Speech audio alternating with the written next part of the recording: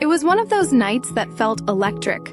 Even before the first whistle blew, the arena was packed, the lights blinding, and the crowd a living, breathing entity of noise and anticipation. Cameras swiveled from the fans to the court, catching every glimpse of jerseys, sneakers, and flashing phones. Emily Rivera, barely 30, with a reputation for being fearless and relentless, stood near the sideline with her mic in hand.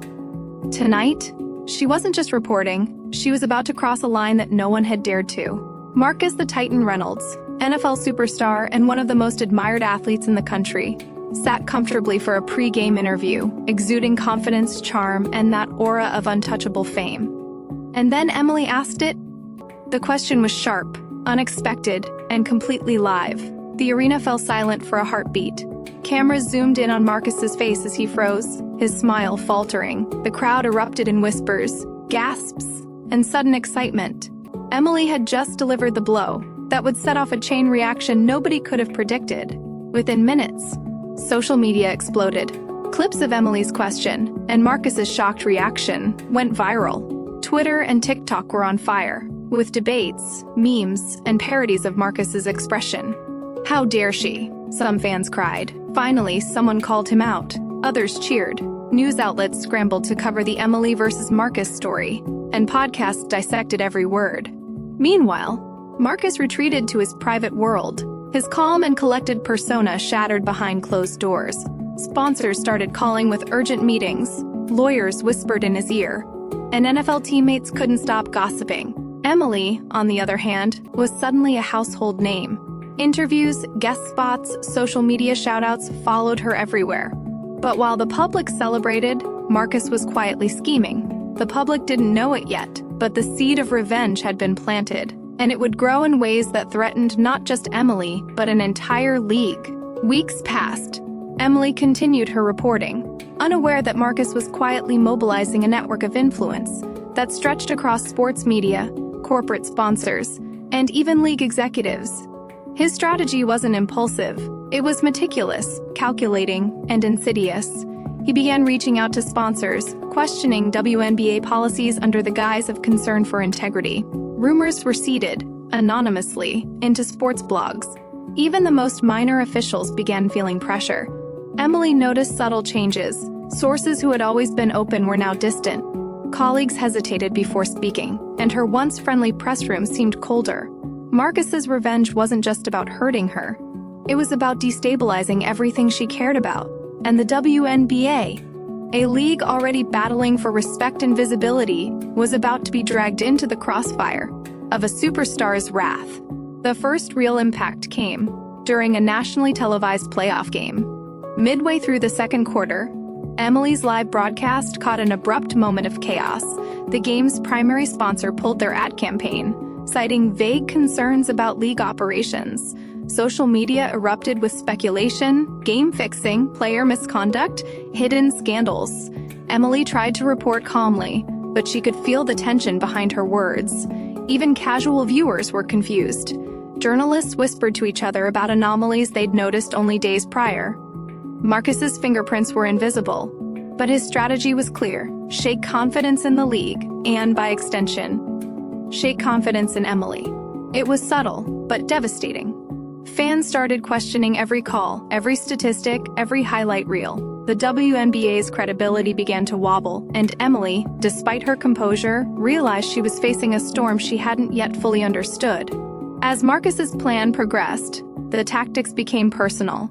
Emily began receiving anonymous emails, cryptic warnings, and messages designed to intimidate. Locker rooms where she had once conducted routine interviews now felt hostile. Colleagues she trusted seemed to distance themselves. Marcus wasn't just trying to ruin the WNBA, he was trying to break her. Late nights found her reviewing documents with a sense of growing unease, aware that every report could be twisted or used against her. But Emily wasn't the type to back down. Every intimidation attempt only fueled her determination. She kept asking the tough questions, kept digging for evidence, and kept exposing irregularities, even as the pressure mounted.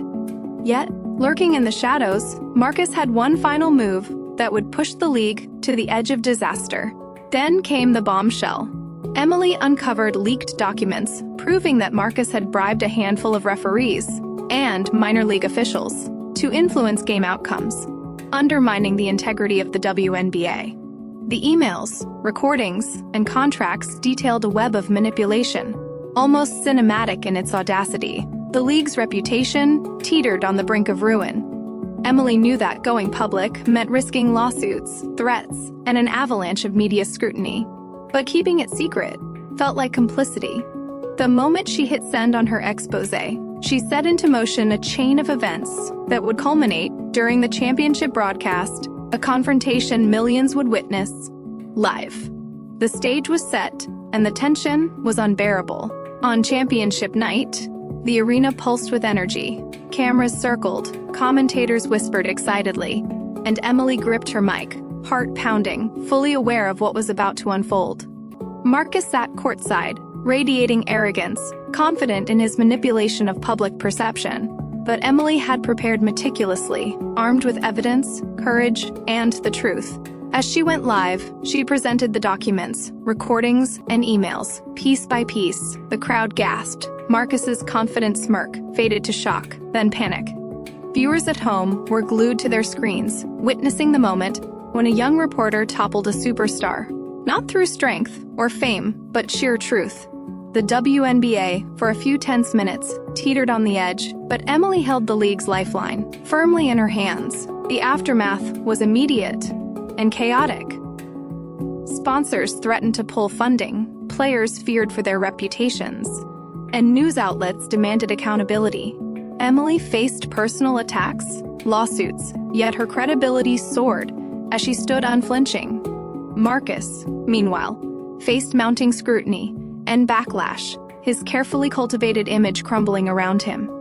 The WNBA's survival seemed uncertain, every day a fight to regain public trust. Behind the scenes, league executives scrambled to implement oversight. Players convened strategy meetings, and Emily continued her reporting, determined to protect the league she had grown to love. The tension reached a breaking point, and the next few weeks would define the future of women's professional basketball. Slowly, the WNBA began to rebuild. Sponsors returned, new policies strengthened the integrity of games, and players emerged as voices of resilience and empowerment.